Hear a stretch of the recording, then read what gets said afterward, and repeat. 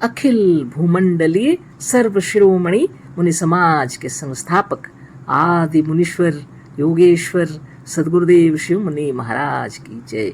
उपस्थित मुनि वृंद, साधु सज्जन वृंद, संत वृंद, साधक वृंद, आध्यात्म ज्ञान के जिज्ञासु और प्रेमियों, सभी श्रोता वृंद, आप सभी को मेरा कोटिशः नमन, सप्रेम जय जीव।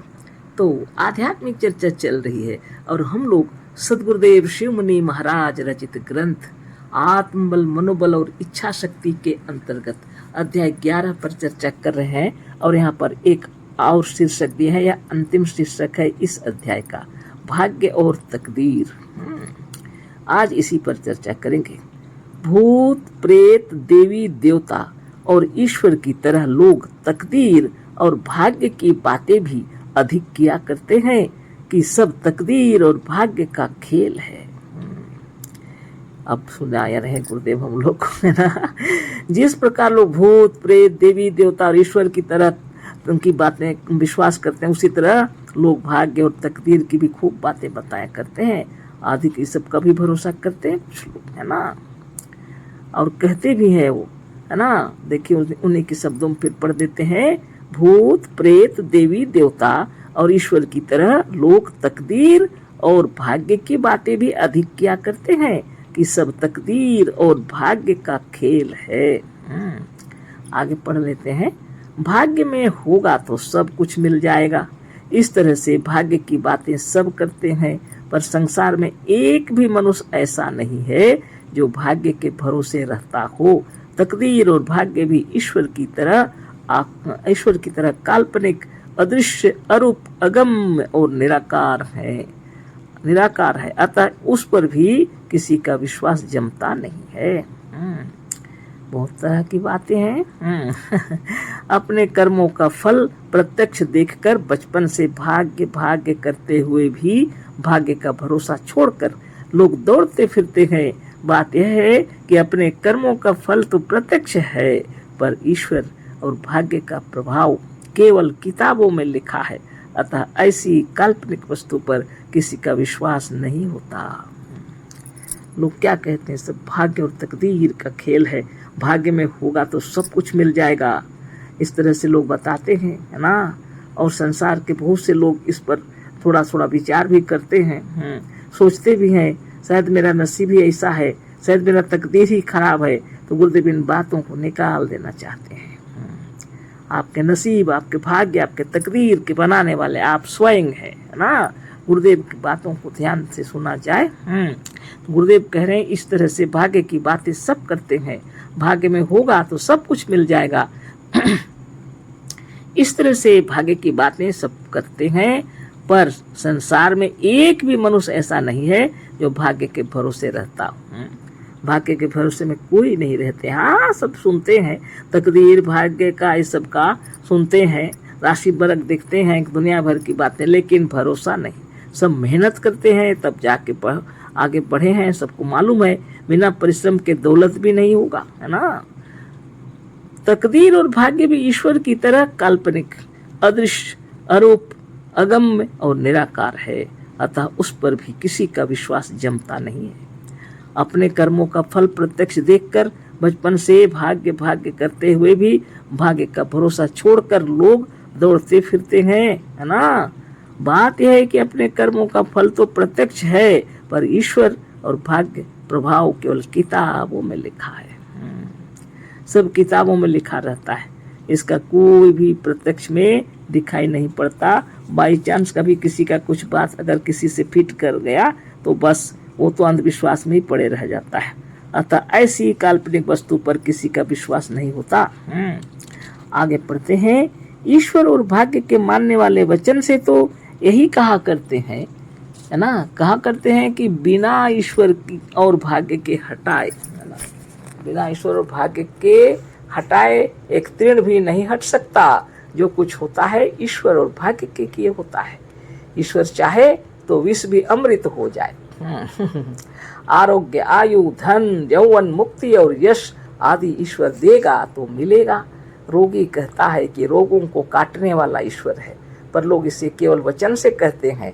और यदि कोई इसके विरुद्ध कहे तो उससे लड़ने और विवाद करने के लिए तैयार हो जाते हैं, पर स्वयं ईश्वर पर भरोसा नहीं रखते। रोगी होने पर वैद्य, डॉक्टर, हकीम, ओझा, सोखा, देवी देवता, भूत और प्रेत सभी के पास दौड़ते हैं, है ना। कौन बैठे रहता है ईश्वर के भरोसे? कोई नहीं। इतना पूजा पाठ कर रहे हैं तो हमारे घर में तो ठाकुर जी को रखे ही हैं तो देखभाल करेंगे, कौन सोचता है? सब डॉक्टर के पास दौड़ते हैं, वैद्य, हकीम, ओझा, सोखा भी बुलाते हैं अपने तरीके से। आगे लिखते हैं गुरुदेव, ईश्वर चाहे काल्पनिक ही क्यों न हो, यदि इस काल्पनिक ईश्वर पर भी दृढ़ विश्वास किया जाए, यदि इस काल्पनिक ईश्वर अथवा किसी देवी देवता पर भी सचमुच मन एकाग्र किया जाए तो पूर्ण नहीं पर कुछ न कुछ सफलता अवश्य मिल सकती है। लेकिन मनुष्य अपने प्रयत्न और आत्मविश्वास को सर्वथा नहीं छोड़ सकता। कोई भी ईश्वर, देवी देवता और भाग्य के बिल्कुल भरोसे नहीं रह सकता। गुरुदेव कह रहे हैं चाहे काल्पनिक ईश्वर ही क्यों न हो, है ना, लेकिन दृढ़ विश्वास अगर उस पर, देवी देवता पर, ईश्वर पर किया जाए, थोड़ा थोड़ा से सफलता मिल सकती। लेकिन कौन विश्वास करता है? कोई नहीं। कौन बैठे रहेगा ईश्वर के भरोसे, देवी देवता के भरोसे? कोई बच्चों को ऐसे ही छोड़ देगा? पढ़ाएगा लिखाएगा ना वो लोग को, अरे भगवान तो पढ़ा देंगे, कौन बड़ी बात है। तब तो फिर इतना बच्चों को ट्यूशन क्यों पढ़ाते हैं, स्कूल क्यों भेजते हैं, है ना। बिना पढ़ाए कुछ नहीं होगा, बिना पढ़े भी कुछ नहीं होगा। सब ईश्वर की कृपा से कुछ नहीं होता है। ईश्वर की कृपा केवल बोल ही जाते हैं, बोलने में। लेकिन मनुष्य अपने प्रयत्न और आत्मविश्वास को सर्वथा नहीं छोड़ सकता। बच्चों को अच्छा बनाना है तो माँ बाप उसके पीछे लगे रहते हैं। भविष्य में वो लोग कोई परेशानी ना हो इसलिए खूब पढ़ाया जाता है। हो सके तो उनके तरीके से उनको पैसे कमाने का कोई हुनर मिल जाए, है ना, तरह तरह की बातें। कोई भी ईश्वर, देवी देवता और भाग्य के बिल्कुल भरोसे नहीं रह सकता। कैसे रहेगा? वचन से कहते हैं कि जब ईश्वर देगा तभी धन होगा, पर धन के लिए नित्य झूठ बोलते, जाल फरेब और बेईमानी करते मनुष्य का स्वभाव है कि वह अपने लिए अपने बुद्धि के अनुसार अवश्य जतन करेगा। वह सर्वथा भाग्य और ईश्वर के भरोसे नहीं रह सकता। अतः आत्मा को छोड़कर जो किसी भूत, प्रेत, देवी देवता और ईश्वर को मानता है उसका मन कभी एकाग्र नहीं रह सकता, है ना। और मन जब तक एकाग्र नहीं होगा, केंद्रित नहीं होगा, जब तक दृढ़ विश्वास नहीं होगा, तब तक मनुष्य किसी कार्य में पूर्ण रीति से सफल नहीं हो सकता। बहुत बड़ी बातें हैं। साधारण रोटी बनाने के समय भी आपको एकाग्र होकर के करना पड़ता है ना। साधारणतः उसमें भी अगर चित्त इधर उधर हो गया तो भी गड़बड़ होगा। रसोई का सारा काम ध्यान लगा के करना पड़ता है। बहुत सारे ऐसे जगत में जितने काम है वे ध्यान में बिगड़ जाएंगे सब, है ना। इसीलिए ये बहुत जरूरी है, दृढ़ विश्वास होना चाहिए, अपने आप पर केंद्रित होकर कोई भी काम करना चाहिए। जब तक दृढ़ विश्वास नहीं होगा तब तक मनुष्य किसी कार्य में पूर्ण रीति से सफल नहीं हो सकता। जिन्हें जनता महात्मा कहती है, जो अनेक ग्रंथों के लेखक हैं, विद्वान हैं, वही भी आत्मविश्वास, स्वावलंबन और आत्मबल की महत्ता मानते हुए भी नित्य ईश्वर के सामने हाथ जोड़ते हैं। हे ईश्वर, बिना तुम्हारी कृपा के हम निरोग, सुखी, बलवान, स्वतंत्र और मुक्त नहीं हो सकते। ये महात्मा कहते हैं कि स्वाभिमान बहुत बड़ी वस्तु है, किसी से भीख ना मांगो, आत्मा को नीचे ना गिराओ, पर स्वयं नित्य ईश्वर से भीख मांगते हैं। कहते हैं कि किसी के सामने सिर ना झुकाओ, इससे आत्मा व जीव निर्बल हो जाता है, पर स्वयं ईश्वर के सामने सिर झुकाते रहते हैं। इनकी बातें फिर कौन सुनेगा? ये खुद कर्म करते हैं दूसरा, बोलते हैं दूसरा, किताबों में लिखते हैं दूसरा, लेकिन ईश्वर के सामने हाथ पसारते रहते हैं। इससे आत्मबल, मनोबल, ज्ञान बल, योग बल कैसे बढ़ेगा? किसी को आत्मविश्वास कैसे होगा? इसलिए गुरुदेव कहते हैं, जिनको लोग महात्मा और विद्वान कह रहे हैं वो भी ईश्वर के सामने इस तरह से कहते हैं कि हे ईश्वर, बिना तुम्हारी कृपा के हम निरोग, सुखी, बलवान, स्वतंत्र और मुक्त नहीं हो सकते। तो फिर कैसे उनकी किताबों को पढ़ के आपका आत्मबल बढ़ेगा? तो फिर आप भी वही करेंगे ना। इसलिए सदगुरुदेव की किताबों को पढ़िए, नित्य योगाभ्यास कीजिए, तो आपको मालूम होगा, है ना। कहते हैं कि स्वतंत्रता, स्वावलंबन और स्वराज सबसे बड़ी चीज है, पर नित्य प्रार्थना करते हैं, ऐ हमारे बाप जो आसमान पर है, तेरी बादशाहत आवे। अब बताइए, यह ईसाइयों की प्रार्थना में से लिया गया है। दूसरे मजहब के लोग इसी को दूसरे प्रकार से कहते हैं। महात्मा लोग कहते हैं कि किसी की अधीनता स्वीकार मत करो। तुम्हारी आत्मा बहुत बड़ी चीज है। स्वराज और स्वाधीनता के बिना पूर्ण सुखी नहीं मिल सकता, है ना, पूर्ण सुख नहीं मिल सकता। पर नित्य स्वयं कहते हैं कि हे ईश्वर, हम तुम्हारे गुलाम हैं, दास हैं, सेवक हैं, हम तुम्हारे अधीन हैं। बड़े बड़े लेखक सभी लिखते हैं कि आत्मबल बहुत बड़ा बल है, इसे कभी ना भूलो। लिखते हैं कि आत्मविश्वास, आत्मनिर्भरता और स्वावलंबन बिना आत्मबल नहीं बढ़ सकता और ना हम सफलता को प्राप्त कर सकते हैं। पर यही लेखक उसी अपनी पुस्तक में आगे चलकर अपनी इस बात को भूल जाते हैं और कहते हैं कि ईश्वर का भरोसा करो, तुम्हारा सब काम ठीक हो जाएगा। मतलब यह है, मजहब और मजहबी किताबों ने मनुष्य के दिमाग को नरक बना रखा है। मजहबी लोग एक पर नहीं रहते। यही कारण है कि लोग रोगी, निर्बल, असफल होकर दुख उठा रहे हैं, क्योंकि अपने ऊपर भरोसा नहीं है ना। इसलिए गुरुदेव बता रहे हैं। तो यहाँ तो क्या करें, इसको पढ़ के कंप्लीट कर देते हैं, है ना, वही ठीक रहेगा। इसको क्या समझना है तो सब लिखा ही हुआ है।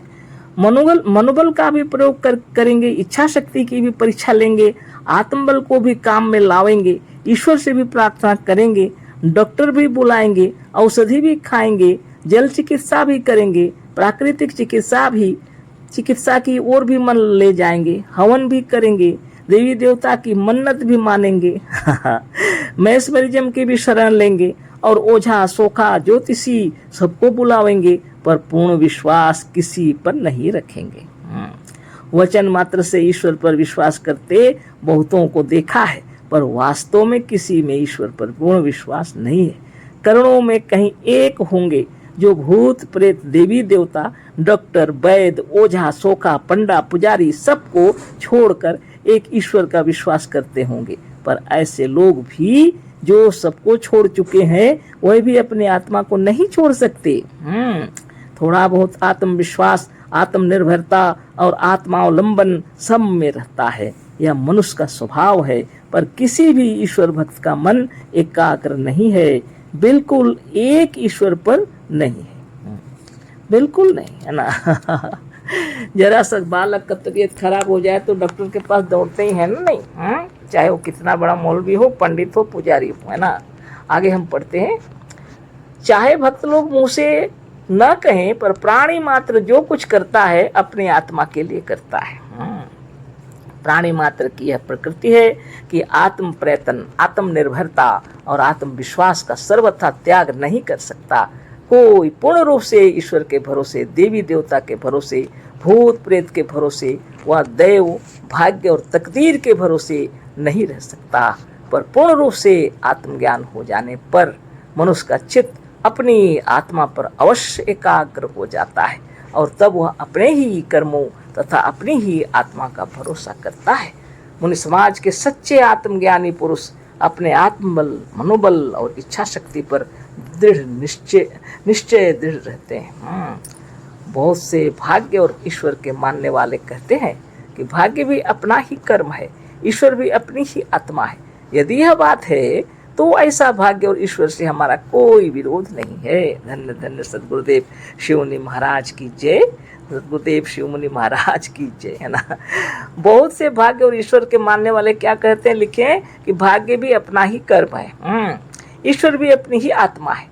यदि ऐसी बात है तो गुरुदेव कह रहे हैं उसमें मेरा कोई विरोध नहीं है ना निश्चित रूप से, है ना। पर इस पर दृढ़ रहना चाहिए, केवल वचन से काम नहीं चलेगा। हमने देखा है कि अहम ब्रह्मास्मि वचन से कहने वाले वेदांती एक छींक से भी कांप उठते हैं। भद्रा सुनते ही उनका कलेजा दहल उठता है। जड़ मूर्ति और मिट्टी के ढूंढों को देखकर उनका सिर झुक जाता है। शनिचर, मंगल और प्रेत की शांति के लिए रोज माला फेरते हैं और रोज ठाकुर जी की पूजा करते हैं। अहम ब्रह्मास्मि पर दृढ़ता तब आवेगी जब आप शकुन, अपशकुन, साहित्य, भद्रा, भूत, प्रेत, देवी देवता और ईश्वर को छोड़कर आत्मस्थ, स्वस्थ और स्वरूपस्थ हो जाएंगे। सबको छोड़ने के लिए आपको एकाग्र होने के लिए नित्य योगाभ्यास करना पड़ेगा, और नहीं तो इसी तरफ चक्रव्यूह में फंसे होंगे, है ना। आगे थोड़ा सा इसको पढ़ देते हैं। पर एक पर रहो।